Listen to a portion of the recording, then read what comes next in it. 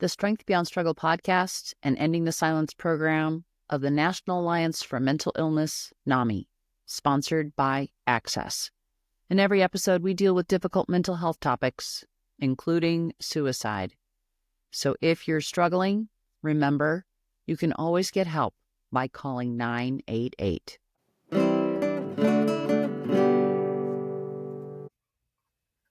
So welcome. We are here with Melinda Claypool. She is a psychiatric nurse practitioner, and she has a long history. She's always worked with mental health, which is unique. It's kind of a new area. Nurse practitioners are new. They didn't start going until the 90s, and we really didn't start getting mental health things going until we had the technology to really understand it. But Melinda has a long history of working with families, and NAMI focuses a lot on the families because statistically, only 20% of the population has what's needed for a mental health condition. So the other 80% of us, that's 80% of us, we can offer a lot of support to those who are struggling with a mental health condition. And I want Melinda, as a professional, to talk about this. Could you tell us, Melinda, a little bit about, because you've had two experiences, one in private practice and then one working for like a larger mental health organization. And you said you saw more kind of desperate situations in that bigger structure. So maybe you could talk a little bit about private and the difference between the two.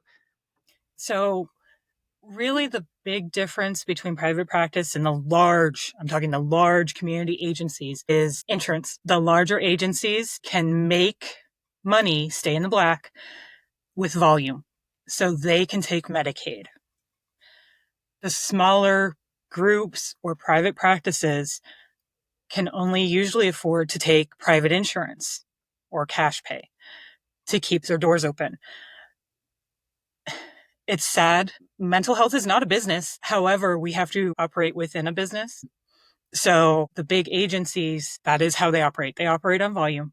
So they can take things that pay a little less. And when you're more ill, your mental health is worse, you probably can't keep a job. So you can't get private insurance. What is it? Kids can stay on their parents until 26 or 27 now. So as soon as they hit that age, they're off their parents' insurance. They go to Medicaid. Generally. I mean, that's not even the Medicare bubble, but generally they're going to fall into Medicaid. And so you see the more severe cases generally when you're working with a Medicaid population. Here in Arizona, that's called Access. Nobody knows what Medicaid is. They call it Access, but that's what it is. It's the state Medicaid. And so it's a very different population. Not to say that if you have a severe illness, you can't work. You can. Not to say you can't have private insurance. You can. I've seen people even that they get on the marketplace and they have marketplace insurance. I have some that cash pay. They can afford it. Whether it's a trust fund, they're working, whatever. But if you're on Social Security, you got to go with whatever your insurance is paying. You're on a fixed income. And so you said that you've actually been able to see both sides of the issue here. And can you tell us does that make a difference in how families are supporting their loved one? If you're in a more, those families that are, struggling, they're in crisis, they've got poverty, lack of housing, that's crisis and that's difficult, versus the ones in private insurance, generally, they're probably a little more stable. Mm-hmm. And so is there a difference in how the families work there? It's a huge difference. A lot of times we say, we become our parents, or the few of us that go the opposite way. So basically what that means is you kind of grow into what you're used to. So if you're used to get evicted every 9 to 12 months because I can't pay my rent, well, that's how I grew up. What's wrong with that? Isn't that normal? I live paycheck to paycheck, and oh, by the way, my electric keeps getting turned off because I'm not actually making it paycheck to paycheck. I'm short. So you're living without electricity. Well, that might mean your air conditioning, not in Arizona, but your heating could get turned off. You may not be able to cook if you have an electric stove. You can't use a microwave because, let's face it, if you're living paycheck to paycheck like that, you're actually not cooking. You're stuffing something in the microwave because you can't afford the healthy food. There's so many childcare. I grew up in daycare and then I went to school and I was a latchkey kid. So you're used to that. So what do you do to your kids? Well, I have to work. Otherwise I can't even live paycheck to paycheck. The You do conditioning. what you know. Yeah, it's normal. It's human nature. Everybody does it. Mhm. So let's say you grew up watching your parents scream at each other and hit each other. So when you start relationships, teenager, early 20s, you're going to get into a relationship where either you're screaming and hitting or they're screaming and hitting at you. It's just more likely. Um, And does this affect the patient's mental health? Absolutely. First off, you have your childhood events, which we call the adverse childhood events. That impacts your mental health. And then as you transition that into your adult behaviors and responses, then that impacts. So you're having an additive effect. You started out already, this is the normal. You started out down here and then with your childhood, and then you add on your adult. So Right. you're just Layer risk, traumas on risk, it. risk. Yes. Yes, exactly. And so just so the audience knows, adverse, I have like five basic things. I know you give a test of 60 to 70 questions, but I tell people it has to do with if you have substance abuse in the home, if you have a parent or family member that's been incarcerated, if you have an undiagnosed mental health condition that's affecting them. Let's see. And then there's bullying. And then what was the other one? There's a fifth one. I can't remember what it was, but these are all things that Yeah. create trauma. It's the major things that are going to impact your life. Okay. For example, like you said, maybe one of your parents is incarcerated. So not only do you have to be honest, my dad is in prison my whole life. You also have mom is raising you as a single parent. There's one income coming in because she's the single parent. Dad's not bringing anything in prison. Mom has to work all the time to try and live paycheck to paycheck. So then mom is also not there for you. And it's not intentional, but there's some parental neglect because you don't even have the one parent that is actually there. So you've got incarceration, you've got low income, and you have neglect. That's three right there. Right. And those things, and what you're saying about that attention, when a child has a mental health condition, it can really upheaval a family. Do you have any stories or examples of how that's true? So I actually was in school with a woman, college, and I asked her, we all asked each other, why are you going into mental health? Why would you choose this field? We all chose it. So we're all like, there's a reason for this. And she said, I grew up in a household with mental health. When she went on to describe that, she finally opened up to us and said, my mother had schizophrenia. My mother was hardly home. She was in and out of the hospital. This would have been, I'm guessing, in the 80s, early 90s. So she never could get it under control. The doctors could never get it under control. She was described as weird, as bizarre, as odd, talking to herself, talking to things that aren't there. We couldn't take her in public. She couldn't mother. She could not be a parent because she could barely on a good day take care of herself. And so this woman, as a child, basically had to become the parental figure. She's like, I didn't have a childhood. When mom wasn't in the hospital, I was still cooking. I was still cleaning. I was still doing the laundry, going to school because she had to grow up. She didn't have a childhood because her mom could not literally do it. And she's like, I don't know how I became what I became because I know other kids that grew up in a similar situation and they're nowhere. They feel like they're nowhere. But somehow I lifted myself up. My mom is still sick. My mom is still there. She was not my mom. Wow. And that's so for the audience, I guess a lot of people, like you said, you become conditioned to the behavior of whatever the parent is going through. But then when you go out into society and you are dealing like in school with other kids who are what we call neurotypical and have average families with two intact parents, and they probably look at you like, wait, why isn't your mom at the bake sale? Why Mm-hmm. isn't your mom here at the concert? Boy, that's, and they judge you. So then you have that stigma, right? Yep. So that also affects your mental health. Absolutely. It doesn't even have to be a parent. I had a person, a young person, a teenager. I was seeing this person. The sibling and the parent came in and they said, well, we can't deal with him. But he was having physical symptoms with his mental health. It was related to his mental health. And they said, we can't deal with him. The sibling they brought was the one that shared the room with him. There were multiple children in the house. I hate living with him. He's intolerable. I can't take it.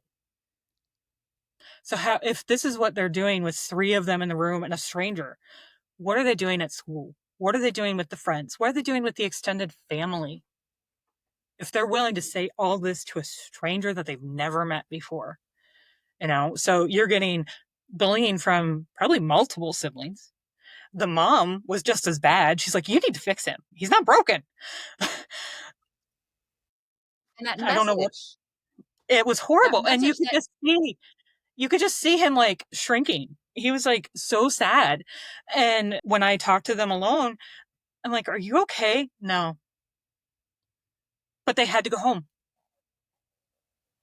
And that's what I want the audience to understand, because I think, and especially in today's culture where name calling, demeaning, abusive behavior is being normalized, Yep. this is damaging to our mental health. And that story you just told, and I want you guys who are listening, hear me, please. We need to treat each other better, kinder. So how can a family who's has that much stigma towards their child with a mental health condition, how can they help? When they have that stigma, it is really, really hard. When the family and friends of the person is the one attacking them, it falls on the person to try and first to educate and communicate. No, there's nothing wrong with me. This is just who I am. But you run into a lot of people that they're not going to change. They don't change their viewpoints. They might say it, but actions speak louder than words. And if it's really ingrained, really hardcore, if you're lucky, maybe one day it'll change. I mean, you can always hope, but you don't want it to crush you. So what we call it is setting boundaries. And it is extremely hard with a family or a friend. I have plenty of people, usually it's mom. Whenever I get around mom, it's just bad. I get anxious. I get depressed. She just beats down on me, verbally. What do I do? I have to go to a family gathering. I have to go to Thanksgiving, Easter, Christmas, Hanukkah, Ramadan, I have to go to these family gatherings. And aunts and uncles, they just kind of, they brush off what mom does to me right in front of them. This is not a healthy gathering for this person to go to. Okay, so do you want to go to the family gathering? No, don't go. Well, they'll guilt me. What's going to be worse? The guilt or the abuse that you're going to take while there? Sometimes the guilt is worse, but that has to be the decision. I do want to go. Okay, so how can we set a limit for you that will help? Will you go for maybe an hour and then leave? Will you talk to aunts, uncles, grandma, grandpa, siblings and say, hey, when you see mom coming at me, can you pull me? Hey, I got to talk to you. Plans can be put in place to help because you may not want to lose the rest of your family. I have some friends, but when we go out, Johnny is always so rude and mean to me. And the rest of them are fine. They try and tell him, quit it.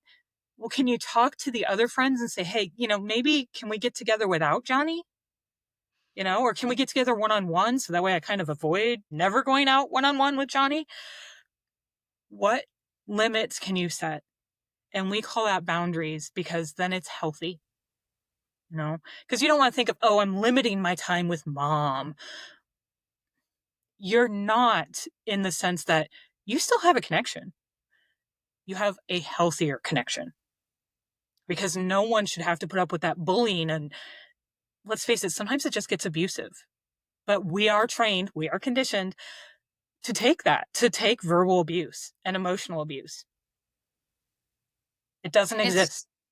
can you explain to me as a professional, how does that verbal abuse affect mental health?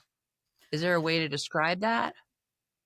It depends on the person. A lot of times it causes anxiety. Oh, I have to go see mom, or my boss sounds like my mom. That could even literally be sounds like my mom, or talks like my mom, approaches me like my mom. It can cause depression. I don't want to go to work because my boss is like my mom, so now I can't pay my bills. I can't feed my children.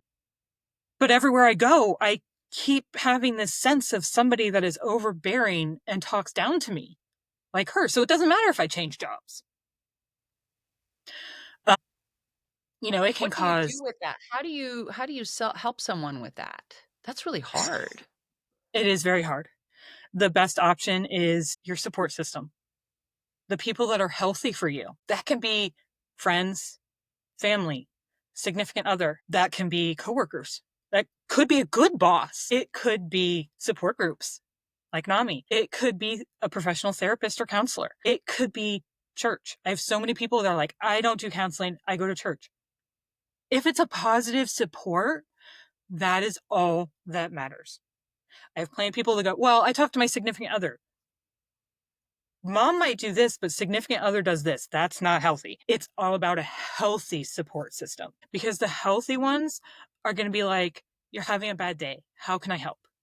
Do I need to just listen? Do I need to take you and distract you? Do I just need to get you away from mom? What's going to help? And that's very individual. It's based on the person.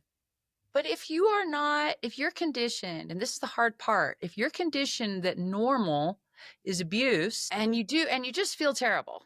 I Yes. know I struggled with bulimia for 42 years and I had a committee in my head just putting me down. But that was what I heard a lot from my family, was that I was never good enough. And I Mhm. internalized that. And it took a lot for me to shut those voices up and put them in the back seat. Yes. So how does a person this is a really tricky thing. It is. It's hard. I always tell my people, if you are doing therapy correctly with the right person, it's not easy. It's going to get harder, but then it's going to get easier. A lot of times people will develop PTSD and not even really realize it. And when they go through their trauma therapy, they're like, I can't do this. I said, wait a minute. You know, we can adjust your meds to help you get through this, because would you rather stay sitting on those pins and needles in therapy, or would you rather go back, to sitting on the stupidly hard surface that's hurting you? Or would you rather move past that so it's a soft, smooth, safer surface? It's going to get worse. Change is hard. Humans don't like change. It doesn't matter who you are. You don't enjoy it. But the question is it better on the other side? And while you're going through that process of, this isn't good, to, I think I need to change, to then the really hard work of, I'm working on the change, that's when your support system is so important, because we call it a toolbox. You need as many tools to get through that process as possible. And then they'll carry on afterwards. What a silly thought. You develop these things, they'll stay with you. It's just like, yeah, it's like learning math. Oh, 1 + 1 = 2. Well, now I need to go buy some apples and, wait, I'm using this old skill, So it's a building experience. That is what life is. We learn from good and we learn from bad. The question is, can we get out of our comfort zone if it's not healthy? Have That's the you hard part. ever had a situation where can you give us an example of a family that actually was a support, or did you mostly not? Are most people coming in traumatized by their families, or are there some families that are supportive? Oh, no, there are definitely supportive families. There are ones that their friends are the toxic ones and the families are really supportive. How many times as a teenager does your parent go, You really need to stay away from Bobby. They're not a good thing for you. Might be an overprotective parent, or they might have a point, but it's everyone around us. It's a community. It takes a community to raise a child. As a kid, we don't want to see that. We don't want to know that the person that's older than us might be right. But I have I have had kiddos, teenagers that would come in, and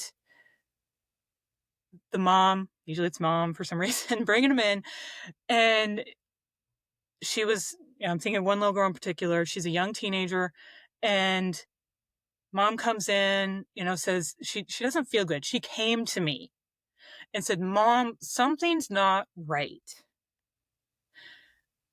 And mom couldn't really figure out what it was. They went to pediatrician, they talked to the teachers, and they thought maybe she was depressed. So that's why we came to you. I said, okay. Talked to mom and my teenager for a little while. I say, "Mom, can I talk to your daughter by herself?" Sure. Mom leaves. Talking to her, and, yes, I think she's depressed. I said, "So who's your go-to? Who do you talk to?" "Oh, I talked to friend Betsy, and I talked to Joanne and mom." A teenager that talks to their mom, she said she listens and she can help. Betsy and Joanne can listen, but they don't know either. They're trying to figure it out just like I am. And mom said, when she came back in and we talked about options, "I just want to do what's best for her. I know there's risks with medication. Should we start therapy? Should we do meds and therapy? What should we do? You know, what did I cause this?" She felt guilt. What can we change at home? Do we need to change a schedule? Do we need to add something, take something away? What do we need to do? And my teenager was just sitting there and just happy. I'm asking her, are you good with this? Are you okay with this? Yeah. Do you have any suggestions for mom? And they talked. It it it's it takes something off your heart when you actually see a good communication, a very supportive person that comes with them. You hope it's family, but honestly, we make our own family. It's a lot of people are like, "Well, my family." Okay, yeah, we're not going to talk about them. Who is your family? It's my roommate. It's my two best friends. It's my dog. We make our own families. We have a biological family, and then we have the family we create. And either one of them can be unhealthy. Any of them can be healthy. We're not meant to be in isolation. So, well, that excellent point. But I wanted to ask you, going back to the really good communications with the parent and the daughter. And I know that when I went through my daughter's difficulties, it took me a year and a half as the mother to say, like that mother was saying, "Did I do this?" I mean, it's really hard as a parent to separate yourself. I mean, you genetically gave them half their genes as a mother, held them for 9 months, and then you fed them, and you used to be able to solve all their problems by changing them, feeding them, and burping them. It was great. And then you get this mental health condition. So are you saying that even if a family is really good at communicating and whatnot, you still can have mental health? Mhm. Yeah. Mental health is like so many things. We don't know all the answers, but we know part of it is genetics and part of it is exposure. So going back to those, childhood events, you can have people go through the same things. Great example, 9/11. September 11th, 2001. I have seen multiple people who were there. Most of them were not the civilians. They were the police and the fire people. And for everyone I see, I know there's ones out there that are just out there. Everybody coped with that differently. There are people that were horrified by it that had nobody that was there. Nobody was in New York. Nobody was on the planes, and it impacted them greatly. So it can be from anything. And that's the thing. You cannot minimize anybody's feelings because how you experience it is not going to be the same as them. And that is very hard as a human being to comprehend. I mean, I know it and I still fall into it. So, You still fall into judgment, you're saying? well, just well, I'm doing it this way. Why aren't you? Mhm. I'm not anxious about that happening. Why would you be? Why would that make you sad? It's not affecting me that way. What's We the better all response? What's the better response to that? I try and say, I hear you. I hate people that go, well, I know what you went through. I understand. No, you don't. So I hear you. Let me know what you're feeling, what you're seeing, what your understanding of this is. I may have gone through something similar. It doesn't mean I understand how you're coping with it. Empathy versus sympathy. You should empathize. You want to understand.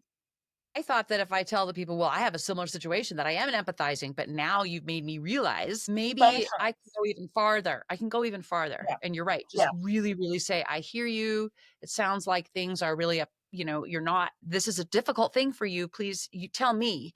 I might have Yeah. understood, I can understand a little bit because I had a similar situation, but I am certainly not you. So what's going And on?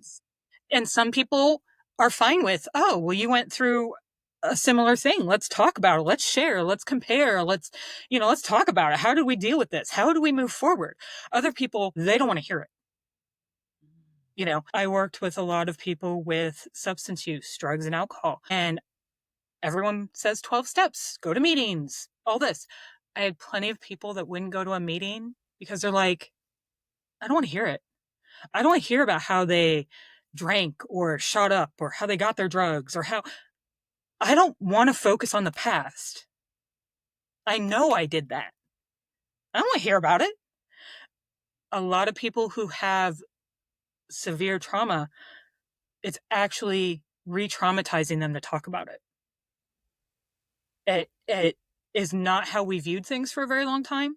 So you've already told your mom, you've told your uncle, you've told your siblings, you've told your best friends over the years. So 20 years later, how many people have you told this story to? Then you add your mental health professionals, my 12 therapists, my 4 psychiatrists. I had to tell my primary care doctor one time because of a treatment, was going to cause me anxiety. You get tired of telling it, so it's one thing to listen and actually hear it, but it's another to force somebody. So you just kind of want to be someone that can listen. I have plenty of people that go, here I go again. I'm going to tell you my story. So from the day I was born, this happened and this happened and this happened. No, no, no. You tell me what you want. When you're ready, you will tell the people that it is important for them to know. Maybe that's your partner. Maybe I've been raped. And so I have a hard time holding hands, hugging, cuddling because of my past. But here I am. I'm a 16-year-old dating a 17-year-old. How do I tell my boyfriend he can't touch me? That's a little hard. It's very hard. And then when you tell boyfriend, he's like, oh, what's wrong with you? I can't kiss you? And he dumps you. So then a couple years later, you get into another relationship and you're afraid to tell him because what happened last time? I have So do many you partners that don't talk about it. So then, do a lot of people then force themselves to do it, and then it makes it worse because they're traumatizing themselves since they denied it and did it? Wow, that's Yeah. just an They endless just, loop. they act like it didn't happen and they're miserable. So, you should be able to hold hands and kiss your significant other and be close. I have people that, well, my dad he yelled a lot. He was really abusive. And so I can't stand it when people raise their voices. And my significant other has a loud voice. They just talk. That's their normal. They talk loud, but I really, really care about them. I love them. But I can't tell them because not everybody responds well to that. And so they And then get that scared. creates weirdness, right? In relationships, Very weird stuff. weirdness. Very Yeah. weirdness. It's worse when it's your partner, but even your friends, you know? Maybe I hear a lot of that weird uncle. I don't know why it's always uncles, but all the kids knew to stay away from weird Uncle Joe at the family gathering. And then suddenly you make a really good friend and they may not act like or talk like, but they look like Uncle Joe. you start acting weird Yeah, and they but don't know why. I like you. You're a good friend, but I feel really uncomfortable around you. What do I And do? that's just yeah, that's just weird. I'm so glad you're talking about these things that, I'm looking back in my life and I'm going through here in my fees through a lot of, finally facing things. It took me a long time. It And does. my daughter, who's now 25, she helped me to realize I needed to face my things. And as I faced my things, then I could actually help her face her things as well. And it is these little tiny things like, yes, I went through corporal punishment as a child, which has affected my intimate relationship with my husband now. Yes, I was raped by a past husband. That took me a long time to be honest with my current husband. But when I was honest about it, and I could say this in a safe space, he's just, I had to get over my fear he was going to be judgmental. But that's the hard part I think about families is providing that safe space. That's what they really need to do, isn't it? It's very difficult. I can share that I have a sibling who deals with mental health. I say it's the other way around, but she says her anxiety is the worst and her depression is second. I don't walk in her shoes, but I watch her and I think, well, you're depressed, so you're doing or not doing this, this, and this. Whereas your anxiety, it doesn't seem to be affecting you. But to her, it's the anxiety. And growing up, I love our parents, but my mom was like, she's fine. She gets older. She's fine. Mom, she's not fine. She's her, but she's hurting. No, she's fine. Go through her teenage years. I become the person she talks to. I listen to her. Because with mom, she's fine. She was in denial. Your mother was Yeah, in denial. she's like, she's okay. She's functional. She's normal. There is no normal. I hate that word too. Um, everyone is different. Everyone is unique. There's nothing wrong with that. We share characteristics.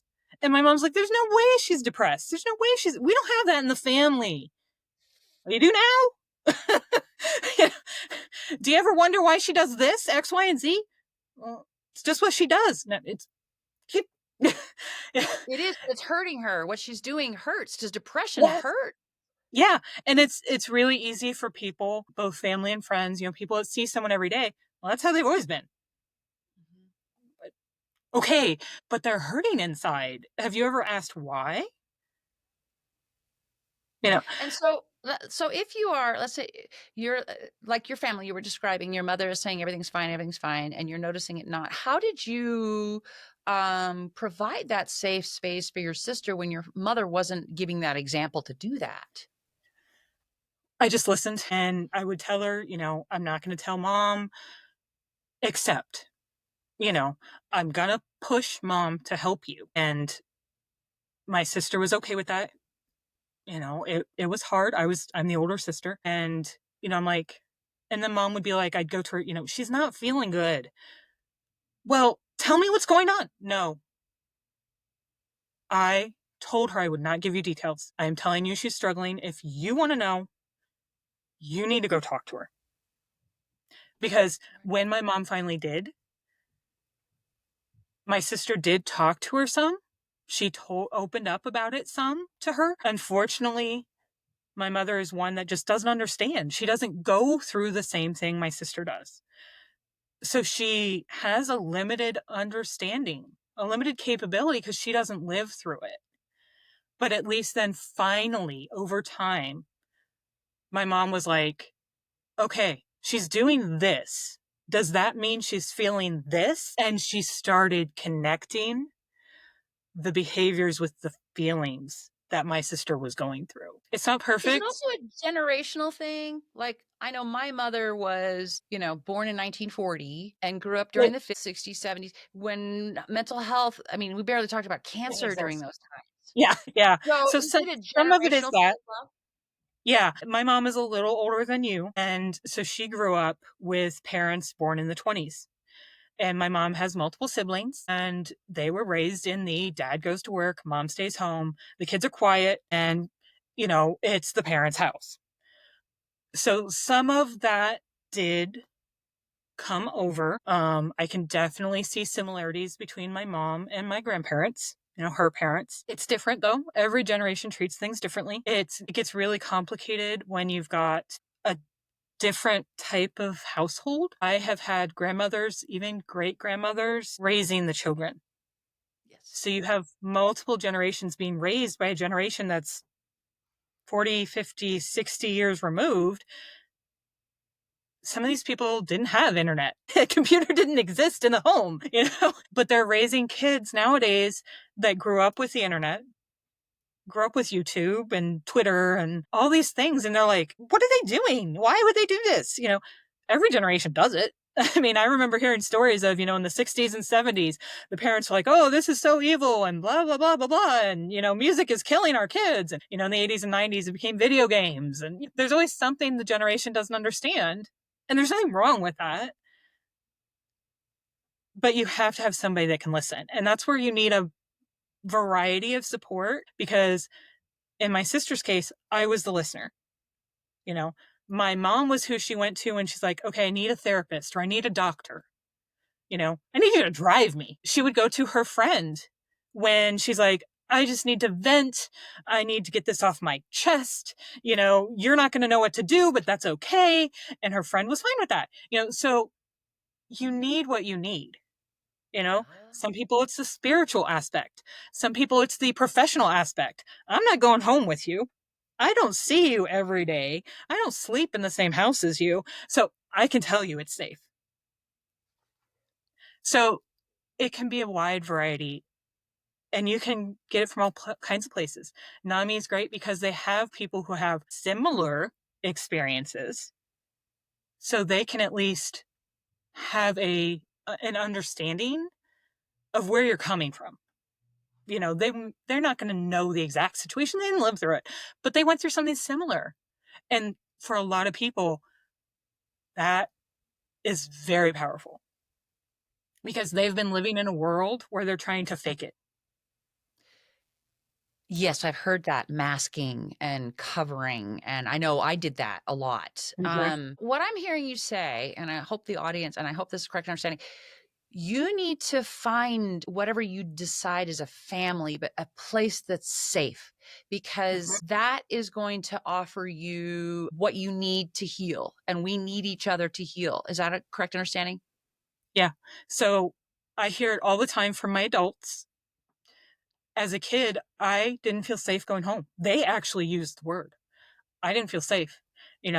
Mom, dad, uncle, mom's boyfriend, whatever, abusive, attacking mom, attacking me, not letting me eat, all kinds of things. And it's not safe to go home. So maybe they join sports. So they're not at home as much. Maybe they go to a friend's every day after school and play games because then they don't have to go home. Maybe they stop at grandma and grandpa's first because they know they can get a snack and spend an hour or two so they don't have to go home. So human nature is to try and find a safe space. Unfortunately, some people don't have a safe space, and that's where it becomes really, really hard. Again, it's that conditioning. I already grew up that way, so I get into a bad relationship. I have a bad job that I'm trapped in. I have too many bills. Where's my safe space now? I can't run to grandma's. I can't go play baseball. Now what? And it's not to say that it's easier to find a safe space as a kid versus an adult. It's hard no matter what. Yeah, actually, in my case, and you told me earlier, you are a specialist kind of in substance abuse. And I kind of consider substance abuse like bulimia in that it's an unhealthy behavior that I decided worked for me to release the stress, because literally I didn't feel safe at church. I didn't feel safe at school. And I certainly didn't feel safe at home. And I had two grandfathers who were alcoholics. I didn't have in my social circle necessarily a safe space to go. So I created an unhealthy behavior to release my stress that was between me and the behavior. Yes. Is that what substance abuse happens a lot of times? A lot of times, yes. When you're trapped, because that's what you are when you have no safe space, you have to find an outlet. I always tell my people, something's going to break. And at this point, it's going to be you. And that's not good. You never want to be in that position, but it happens to a lot of people. And so that's where a lot of eating disorders come from. That's where substance use comes from. Even things like OCD can develop because of that, because it's the only thing they can control. Not always, none of these are all the time, but it can happen. Because when you're 9, 10, 11, the only thing you can control is what you put in your body. And when your family that you live with is telling you you're a piece of crap, you're horrible, you're ugly, you're fat, the only thing you can control is what goes in your body. Or, maybe they don't go in your room. So you can organize things the way you want. And it's the only place you feel safe. Or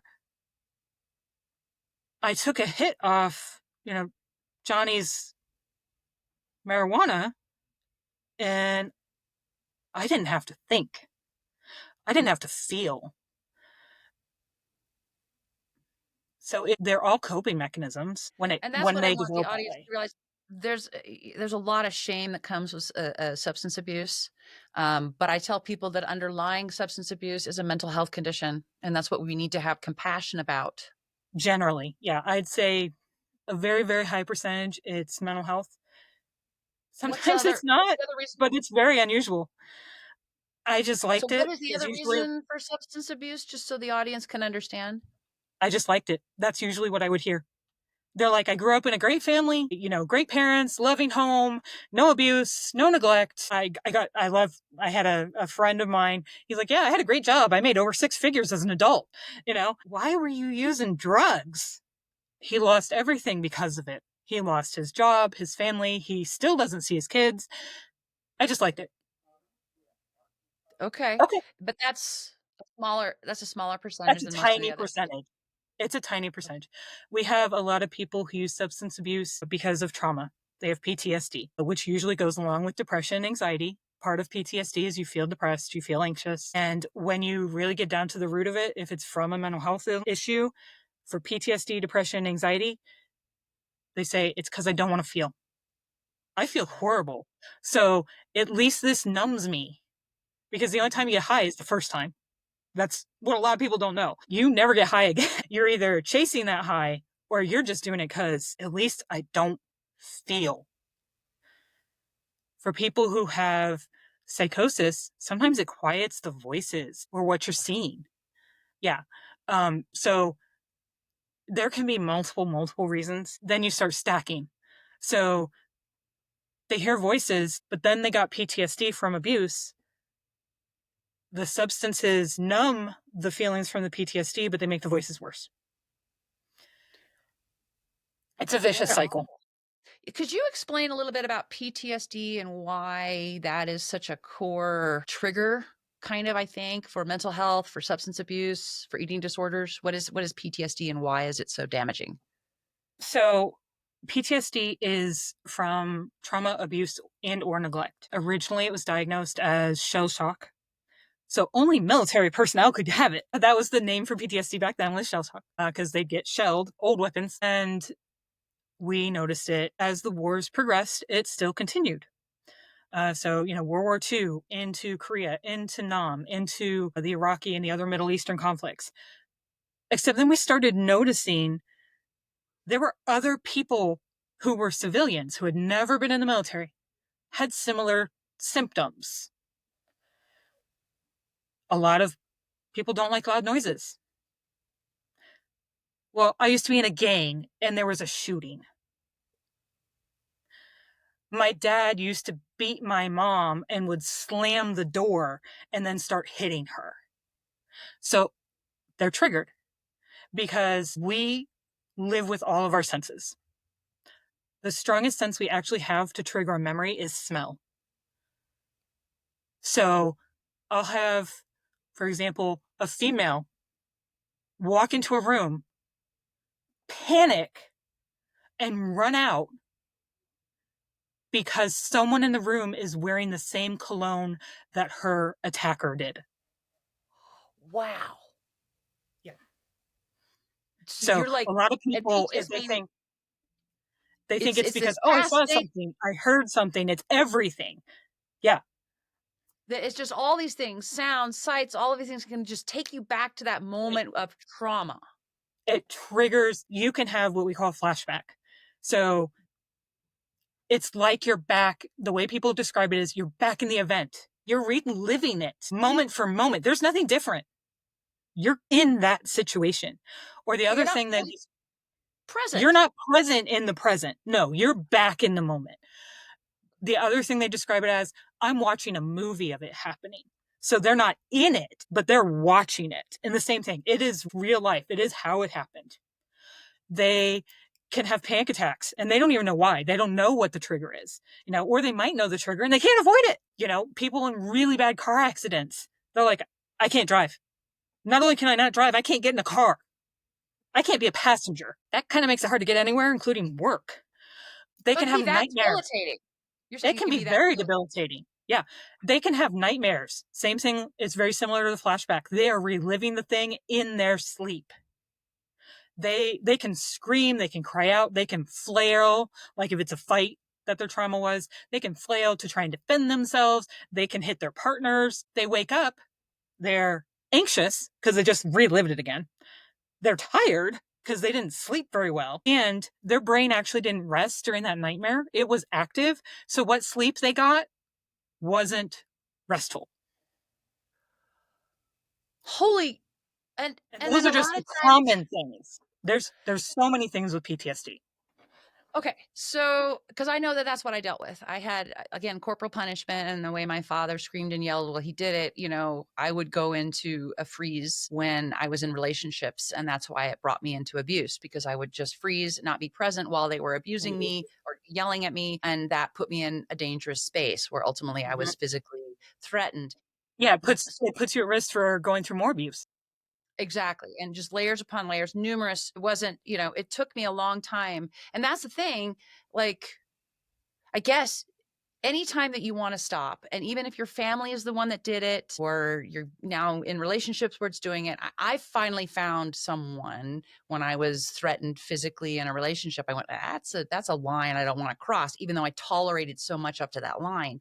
And so we started this talking about families, and so many times families are at the core of it. And then, but what I'm hearing you say is, it's not hopeless, even if your No, family was at the core of it, that you can find your own family, and you've got to find safety. And can you define for people who don't know what safety is and they're in PTSD, what should they look for to be in a safe space?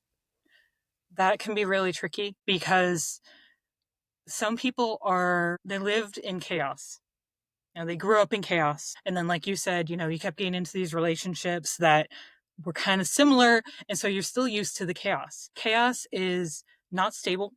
Usually that's housing, income, food. You never know if you're coming home to the happy spouse or the angry spouse. You know, that's chaos. Basically, it's not stable. You have zero stability. So you're probably hiding. So you're not using, even if you have a good support system, you're not using it because you have to hide what's going on. So you're alone, you're isolated. Really, safety is getting some of that stability, which people will start to get it. Housing's easy. Oh, of course I want a roof over my head. They get housed. I have a job. I'm actually paying my bills. I have a few dollars extra. I can go to McDonald's, Starbucks. Something must be wrong. We are used to what we're used to. Change is not easy for humans. A lot of people will self-sabotage because this isn't what I'm used to. This isn't my normal. This can't be right. Something's going to happen. Mm. So Oh, they'll put themselves in a bad relationship. They will stop going to work. They will put themselves just in bad places and lose the stability they've gained. Because even though it's not healthy, it goes back to, it's easier to be over here than learn to change and be in the safe space. So safety is, you have a roof, you have food, you're paying your bills, you have utilities. You're not being hurt at home. whether that's a significant other, a roommate, a parent, a child. It doesn't matter. You're not being hurt. And that means in any way, on a regular basis. Everyone's going to get hurt occasionally, but nobody should be continually hurting you. You shouldn't walk through your door every day, even if it's a roommate, and worry And be that scared. whatever you say will be used against you. Yes. Okay. You shouldn't have to walk on eggshells. I hear that a lot. Every time I go over to, my friend's house, I'm walking on eggshells because I don't know what's going to happen. That's Your brain does not like that. We know now with the studies and the science that we've done, when you're under constant stress, it affects your brain. And when your brain gets affected, that's when things like mental health can happen. That's when it can lead to substance abuse. Because again, you're trying to cope. It's a response. You are biologically responding. It's not something you can control, but you can control, am I putting myself in this situation? Or am I working to get myself out of this situation? I will be the first to admit it is so much easier for me to say that than for anyone to do that. Yes. No, I agree. I agree. And just what you talked about today, the conditioning, you're used to it. You are deconditioning your mind. You are shifting Mhm. it to do different mental patterns. I did. I had Yeah. to learn I'm currently going through learning how to trust touch. That, with corporal punishment, my body doesn't feel safe, even though I have been living with my husband longer than I suffered from the corporal punishment. But I was Mhm. younger and didn't have the same mental capacity to deal with it. So it's Yeah. just longer to get rid of it. And Some, it's having that patience and kindness to yourself, right? And finding those people and just maybe, okay, so let me ask you this question. Nami has a theory that self-care is really a Mhm. core of Mhm. mental health recovery. And would It you agree with absolutely is. Yes. So there's only so much you can control. Going back to that, my sister couldn't control that our mom was not listening, but she could control what she put in her body, when she slept, what she wore. You know, we can't control the weather. We can't control as a kid how much money is coming into the house, how much food's in the house. Um, if I'm dependent on my boyfriend, he's the one that goes to work. I don't control the money. So he chooses what food comes in. Sleep and eating is very important. Everyone is different. They always say it's 8 hours is the average. No, yes, it's the average, but that's not what everybody needs. I have people that have to get 10 hours. I have people that function fine on 4. And I say that because I'm not a 4-hour person. It is when you feel rested, and it's quality. Like I say, if you're having a nightmare, doesn't matter what it's about, you're not sleeping good. You don't wake up refreshed. So those are things you can at least try to control sleep. Yeah. There's habits you can Yes. do that can help. And it depends on the person. Some people take a hot bath beforehand. Some people meditate or do yoga before bed. It's whatever is healthy that's going to help. Eating. We're a junk food culture now, not even fast food, junk food. You really do feel better when you stop eating those things, those processed foods. It's not overnight though. And that's the thing. Self-care is not immediate. And again, it's hard because it takes weeks to months to years to change a habit. It depends on how long you've been doing it. So if you grew up eating all junk food because parents didn't have much money, you're eating potato chips and box mac and cheese, and McDonald's is a treat. When you get older, you can afford better. Again, that conditioning, you're like, I don't just throw something in the microwave. I have to cut up carrots and do the ground beef and then put it into the oven. This takes too long. But you really do feel better when you're eating healthy. What you put in actually does have an effect on how you feel. And then there's things to relax. Maybe you like writing, maybe you like reading, maybe you like crafting, maybe you like skydiving. What do you do in your downtime? Do you have downtime? So many people are Mm. used to not having downtime, because I'm working so hard, I can't pay the bills. How am I supposed to relax? Oh, I'll sleep an hour less, which you tell me I have to sleep to go do something you say for fun. It's not easy. It's a juggle. It is a really, really hard juggle. It's not easy. at What all. I found with self-care is, I've decided how this is because I'm not good at self-care. I've always had a committee of people judging me that I'm never good enough, not doing enough, all that. And a lot of women, I think, struggle with that. But I've come to the point where I say, if I don't feel good, I'm not going to do good. And so I really am paying much more attention to all of my senses. When do I feel good? Because when all my senses are in balance, I'm feeling good. And when I add more of those little bits of time in my life, I add more feeling good time. And you're right, it has been many, many years of learning to find self care that's supportive rather than doing something like bulimia, which generates so much shame and judgment and is also kind of damaging my body. Mhm. Um, wow. It's And it's hard because every mental health situation is unique. It all came from different things, usually a combination. And usually we say, you didn't get her overnight.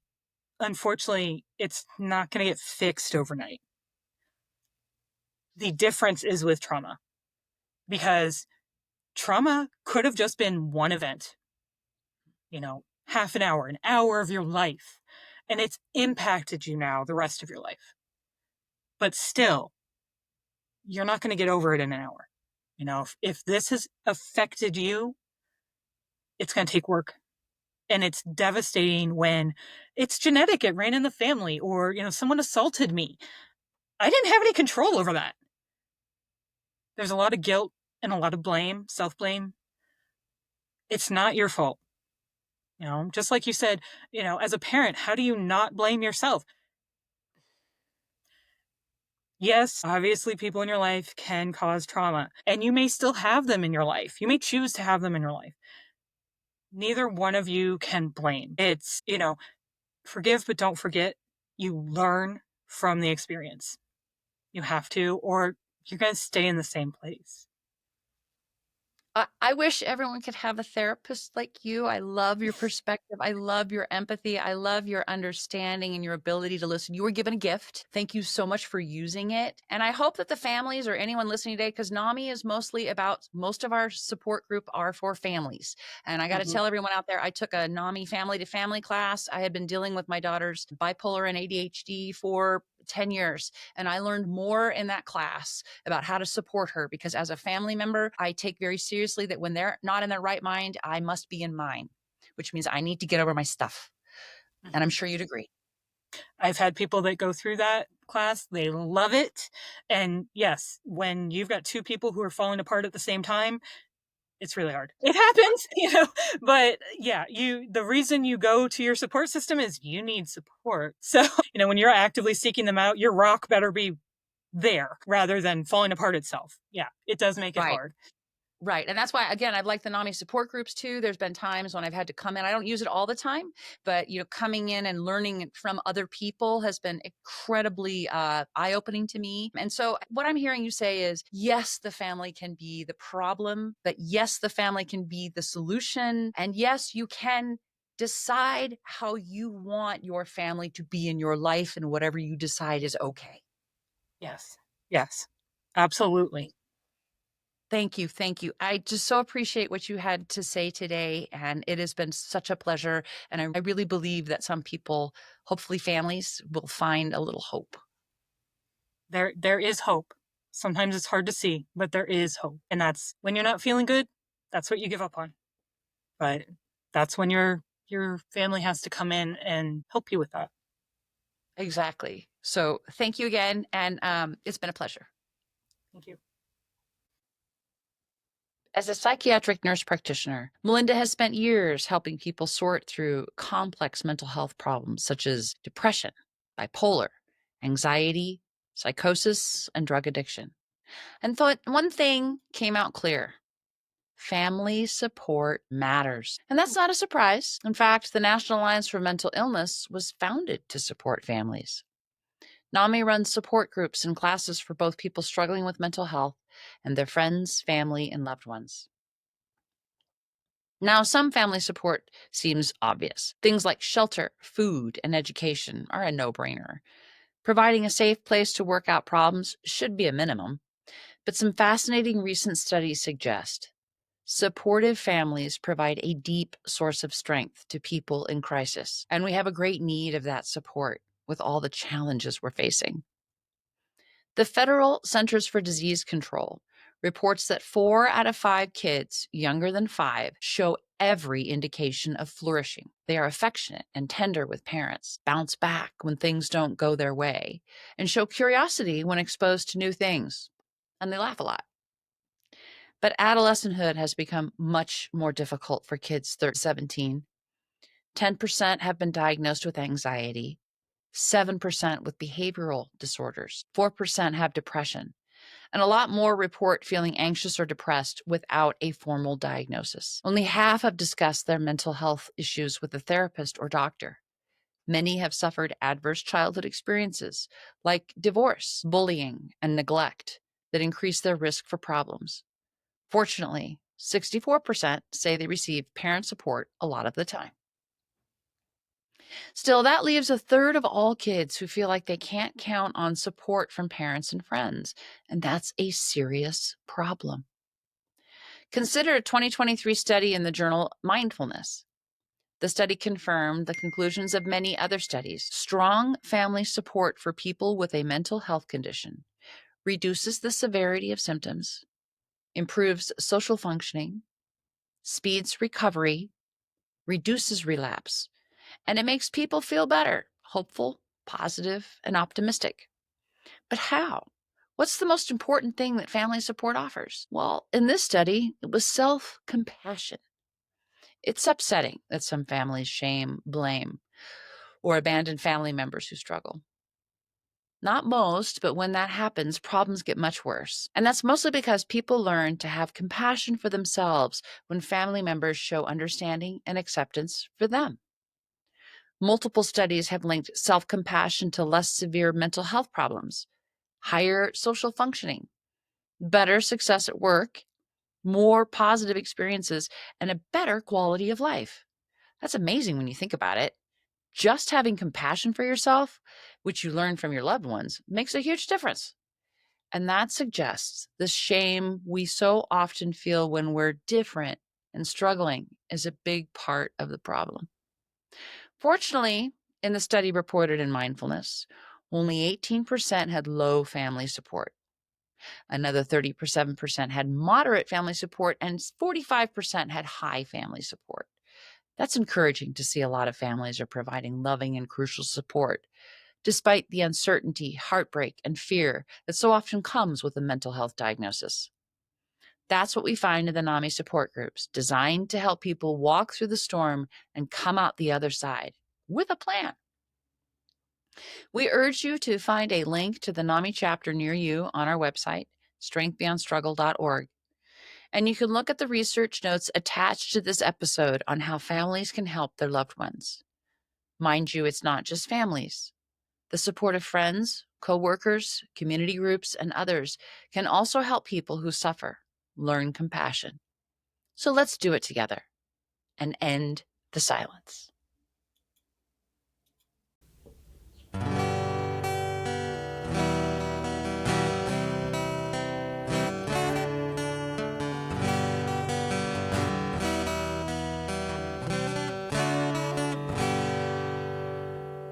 It's okay to just be me. We're all made to be unique. It's okay to have my needs. It's okay to be me. What's easy for others are struggles for me. I do things differently. Doesn't make me broken. It just makes me me. People out there help me through, ones who care about me and you.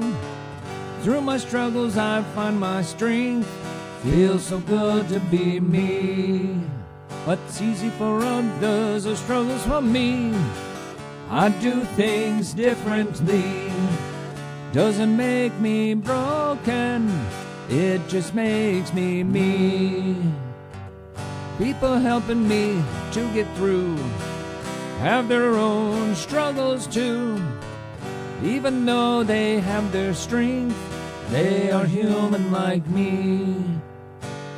Through these struggles we build our strength. We all want to feel healthy. Even though we make mistakes, struggles build our strength.